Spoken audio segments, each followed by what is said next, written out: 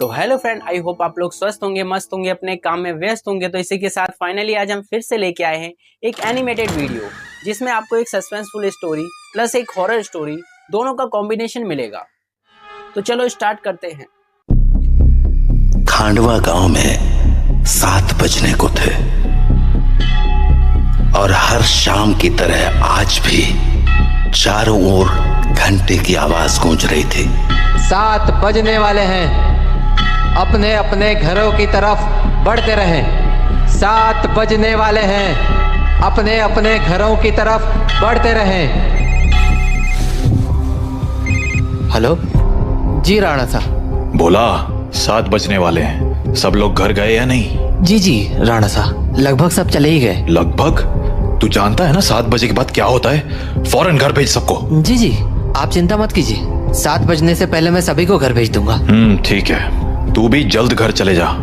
जी राणा साहब, कल मिलते हैं। देव।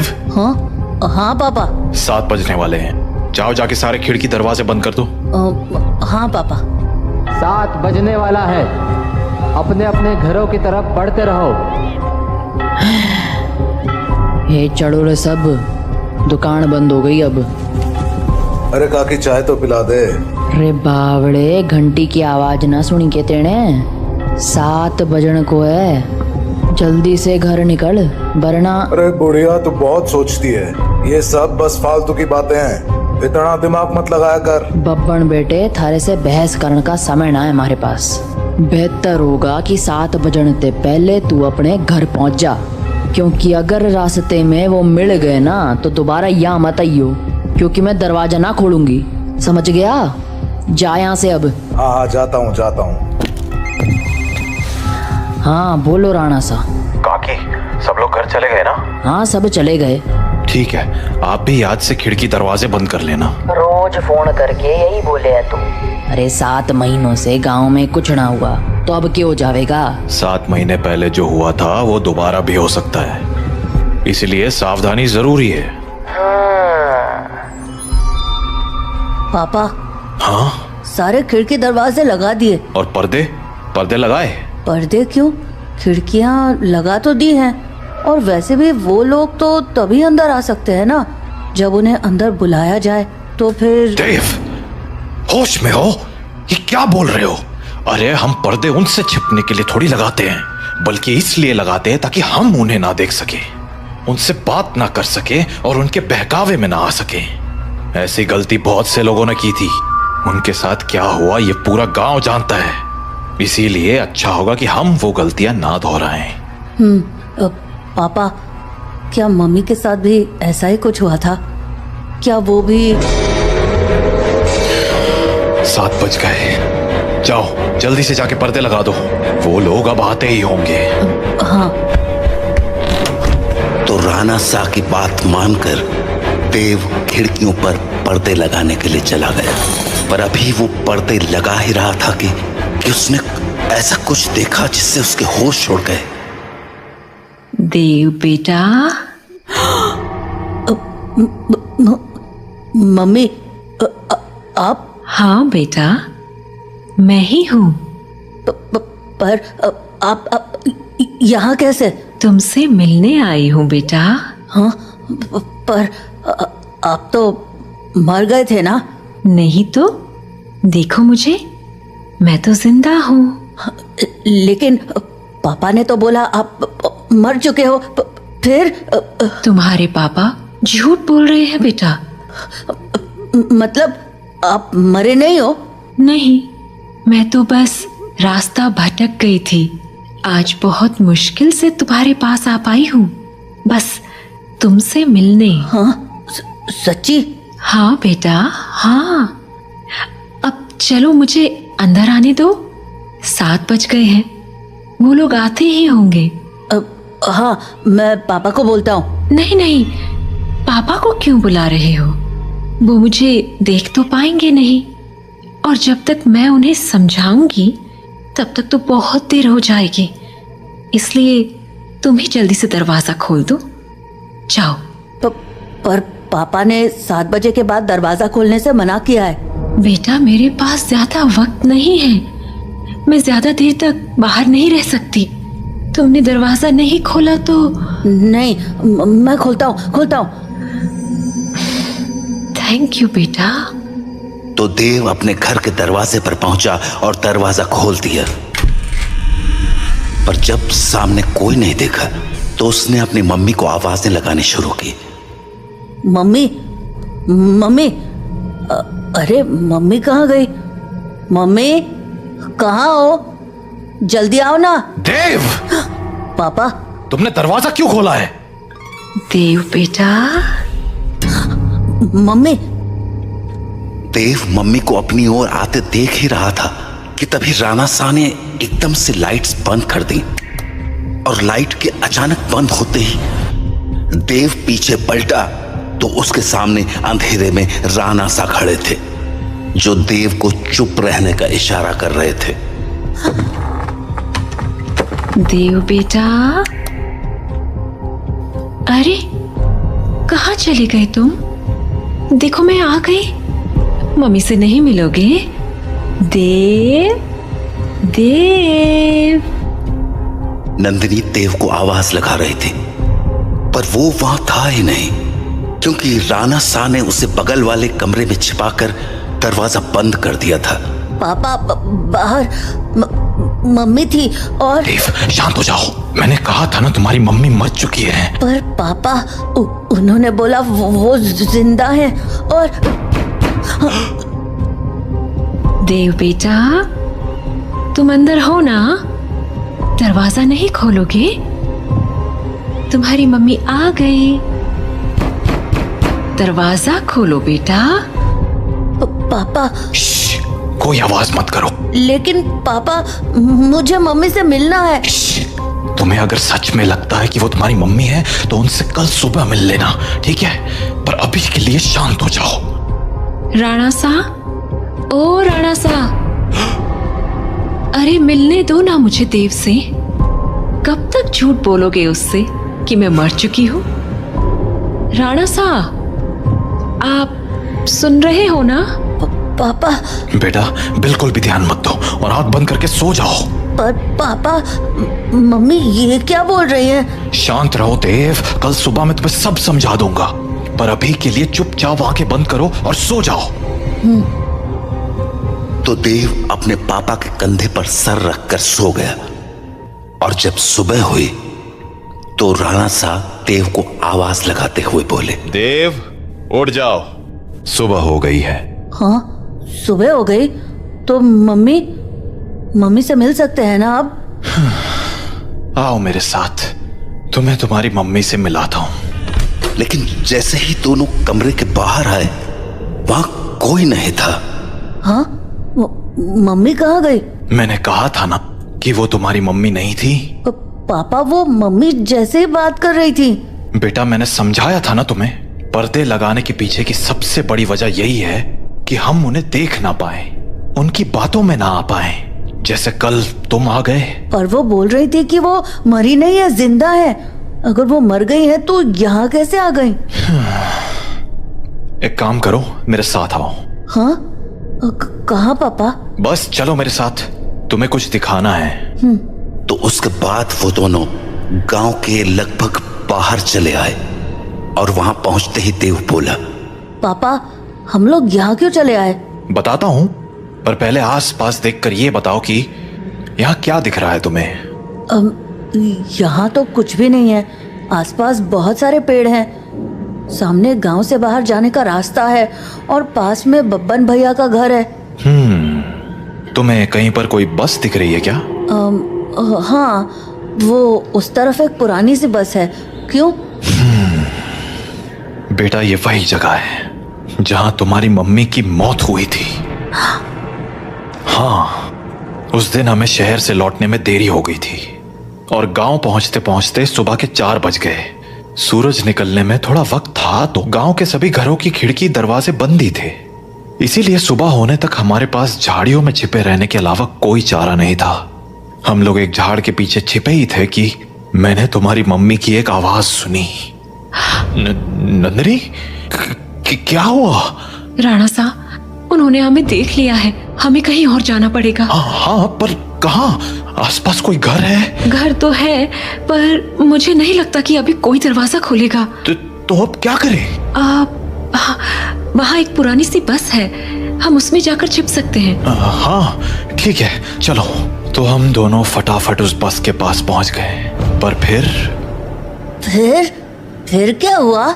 मैं तो बस के अंदर चला गया, पर तुम्हारी मम्मी मेरे पीछे नहीं आ पाई, क्योंकि वो बाहर खड़े होकर किसी से बात करने लगी। क्या हुआ बेटा, क्यों रो रहे हो? आंटी, मुझे बहुत डर लग रहा है। मैं बाहर छूट गई हूँ। मेरा घर बहुत दूर है। अरे बेटा रो मत, एक काम करो, मेरे पास आओ, हम लोग इस बस में छिप जाएंगे, फिर वो लोग हमें नहीं ढूंढ पाएंगे। सच में आंटी, कोई नहीं ढूंढ पाएगा?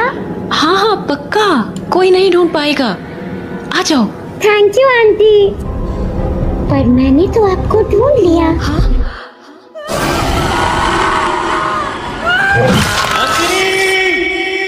मैं नंदिनी को बचाने के लिए बस के बाहर जाने लगा, पर तब तक बहुत देर हो चुकी थी।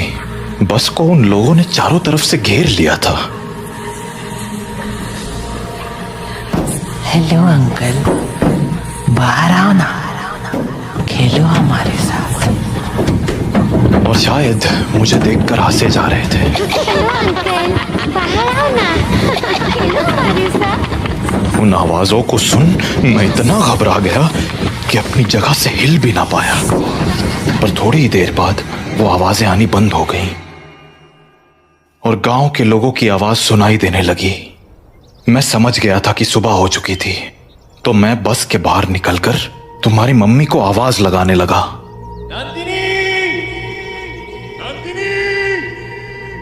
पर वहां अब कोई नहीं था। मैं कई दिनों तक उसके लौटने का इंतजार करता रहा, पर वो नहीं लौटी।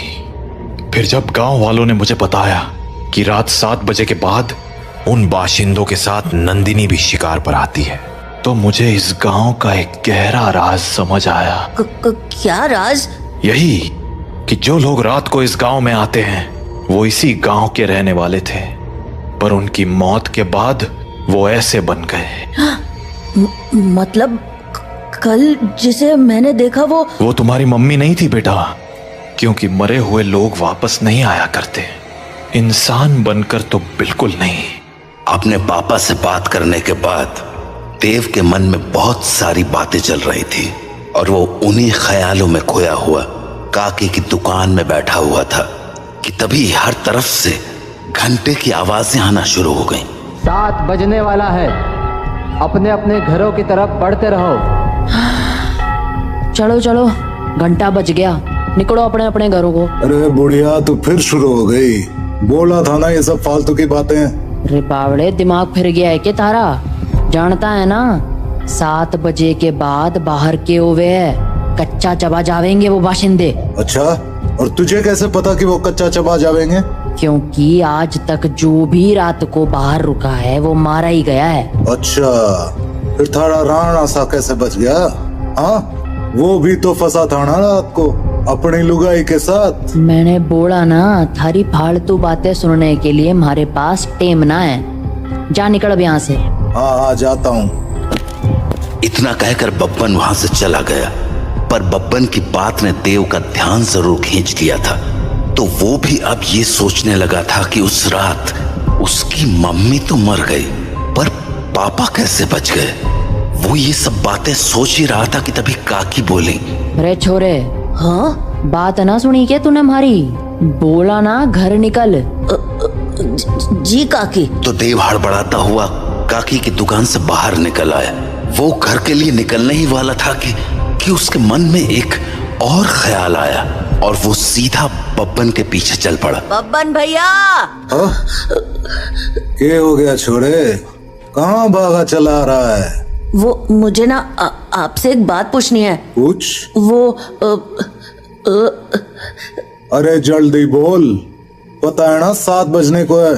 तू घर नहीं पहुंचा तो तारा बाप सर पीट लेगा। वो आप वहाँ काकी को बोल रहे थे ना कि एक रात मेरे पापा और मम्मी बाहर रह गए थे और मम्मी को तो उन लोगों ने मार दिया था, पर पापा किसी तरह बच गए। वे तुम्हारे पास मारी ही बात दोहराने आया है के?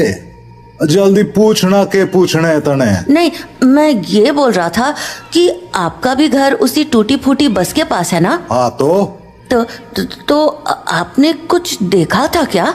कमाल है, बाप अंधा कानून और बेटा सरलॉक। हाँ देखा था, सब देखा था। कैसे उन बाशिंदों ने थारी माँ को नोच खाया था। खाना तो वो थारे बाप को भी चाहते थे, और थारा बाप साला बस में छिपा बैठा था, और वो लोग न जाने क्यों अंदर ना जा पा रहे थे। वो सारे लोग सूरज निकलने तक बस को घेरे खड़े थे। कोई बस को पीट रहा था तो कोई चीख रहा था, पर अंदर कोई ना जा पा रहा था। पर वो लोग घुस क्यों नहीं पा रहे थे? क्योंकि 7 बज गए, बातचीत का टाइम खत्म। अब चल हमारे साथ। नहीं, मैं घर जाता हूँ। रे बावले, अब घर जाने का मौका खत्म हो गया। आधे रास्ते में ही कोई ना कोई नोच खावेगा तुझे। चल अब हमारे साथ। तो बब्बन देव को लेकर अपने घर चला गया। वहीं राणा सा अपने घर में परेशान हुए जा रहे थे। ये देव कहाँ रह गया? अब तक घर क्यों नहीं आया? काकी को पूछता हूँ। हेलो काकी। हाँ राणा सा, मारे को लग ही रहा था कि थारा फोन आवेगा। सब लोग जा चुके हैं और दरवाजे खिड़कियां भी लगा ली हैं मैंने, इसलिए चिंता मत। काकी देव है क्या वहाँ? हाँ देव, वो तो कब का निकल गया यहाँ से। देव घर नहीं लौटा है क्या? तुम एक काम करो सा, बाकी लोगों को फोन करके पूछ ले, क्या पता देव किसी के यहाँ रुक गया हो। ठीक है। जहाँ राणा सा देव को हर जगह ढूंढे जा रहे थे, वहीं देव बब्बन के साथ उसके घर चला आया था। तो अभी वो दोनों साथ में बैठे ही थे कि देव को बाहर से एक जानी पहचानी आवाज सुनाई पड़ी। बब्बन, ओ बब्बन, देख मैं आ गई।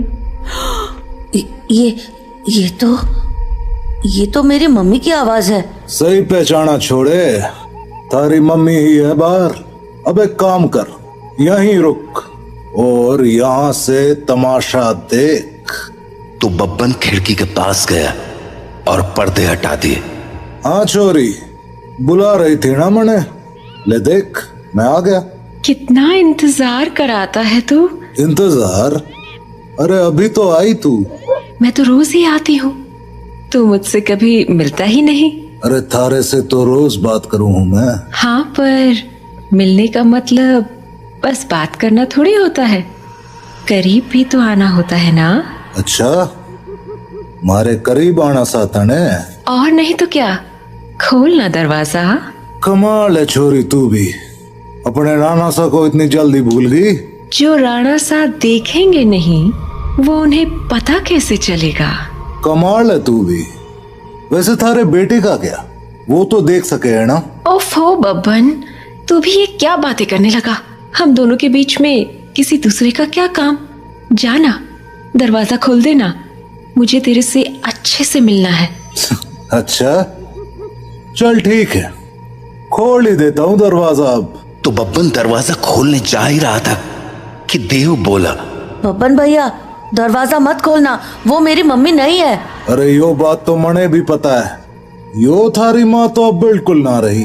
अरे बब्बन भैया, मैं सच कह रहा हूँ, वो इंसान नहीं है।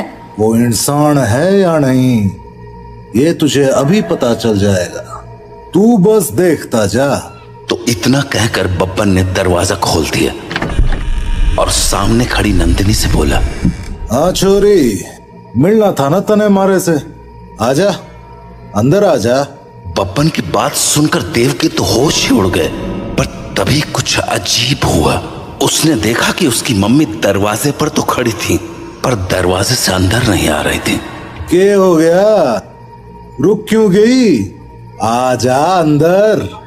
नंदिनी कुछ देर तो वैसे ही खड़ी रही, पर फिर बोले,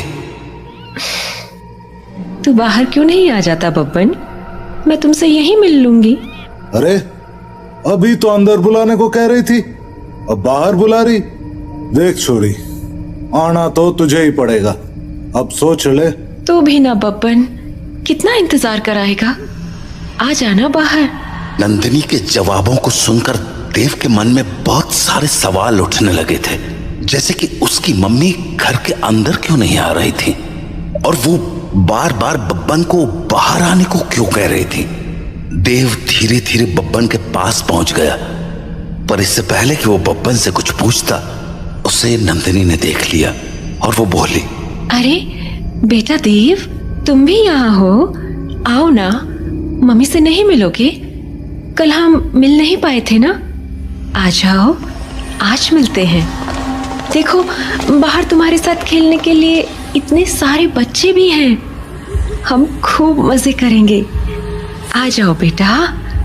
नंदिनी और उसके साथ उन बच्चों की टोली को देखकर देव को डर तो बहुत लगा, पर उसने नंदिनी की बातों पर ध्यान न देते हुए बब्बन से पूछा, बब्बन भैया, दरवाजा तो खुला है और आपने मम्मी को अंदर आने को भी बोल दिया है, फिर वो अंदर क्यों नहीं आ रही हैं? और ये बच्चे भी बाहर ही खड़े हैं, क्यों? समझदार लगे तू, सही सवाल पूछना जाने। हाँ, मतलब यो कि जिस रात मैंने थारी माँ को मरते हुए देखा, उस रात मैं भी यही सोच रहा था कि आखिर इन बाशिंदों ने थारे बाप को क्यों नहीं मारा, वो बस के अंदर क्यों ना गए। तो अगली सुबह मैं बस के अंदर गया, ये देखने कि आखिर वहां ऐसा था क्या जिसने उन बाशिंदों को रोक दिया था। पहले तो मुझे कुछ समझ नहीं आया, पर फिर मुझे जवाब मिल गया। क्या जवाब? वो देख। हाँ? यो है रुद्राक्ष की माला। यही वो चीज थी जिसने थारे बाप की जान बचाई थी। बस के अंदर यही लटकी हुई थी। मुझे इसके पीछे की वजह तो ना मालूम है, पर इतना जरूर पता है कि इस रुद्राक्ष की माला को दरवाजे पे टांग दो तो ये साले चाके भी घर के अंदर नहीं घुस पाएंगे। सच में? और नहीं तो के। तो आपको पक्का पता है कि ये इसी रुद्राक्ष के कारण अंदर नहीं आते हैं? रुद्राक्ष उतार के दिखाऊं? देखेगा क्या होता है? हाँ? नहीं। छोरे, यो कोई पहली बार नहीं कराया मैंने। सारी जांच करने के बाद ही अपने दरवाजे पे टांगा है इस रुद्राक्ष को, समझ गया? ये ले, थारे बाप ने फोन मिला दिया। हेलो, हाँ राणा सा, हाँ, चिंता ना करो, थारा छोरा हमारे पास ही है और पूरी तरह सुरक्षित है। चलो, शुभ रात्रि।